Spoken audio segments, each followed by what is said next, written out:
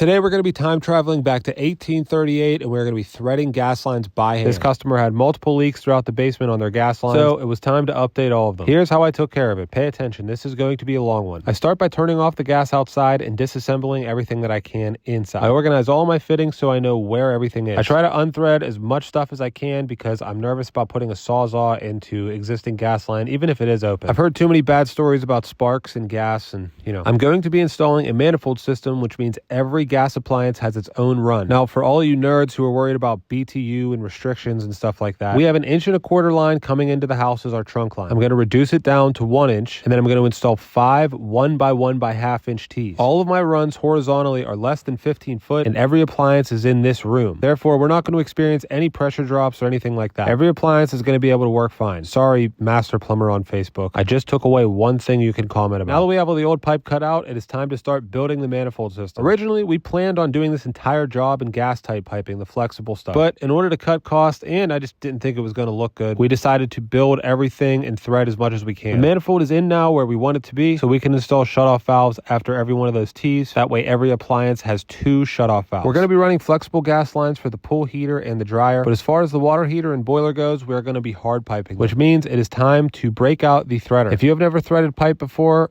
you are not a real plumber. And let me just tell you, this was like the second time I've ever threaded pipe. I truly did enjoy working on this because it was like it was an art project. The whole job was just a huge art project. And threading pipe is a timeless art that is tried and true. The gas lines in this house were operating fine for like 100 years. Maybe a little less than that, but you get what I'm saying. So after all of our hard pipe connections are made, we make sure all of our fixture valves are off, and then we leak test every joint, not only with soap bubbles, but as well as the air compressor. We let this sit at 12 PSI for about an hour, and it is good to go. Lastly, we clean up the area with this perfectly placed Milwaukee vacuum, and this is our finished result. It's hard to make the flexible lines look great, but look at that. We even grounded the gas line. This is professionally done.